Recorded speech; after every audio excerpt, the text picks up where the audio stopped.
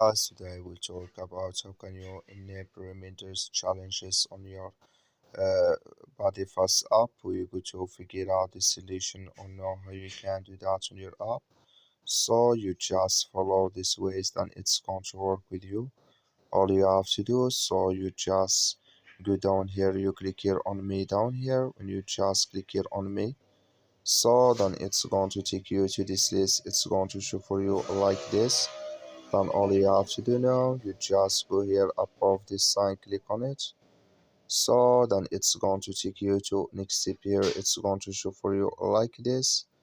Then you click here. Sorry, we'll go to skip this. You click here on notifications here.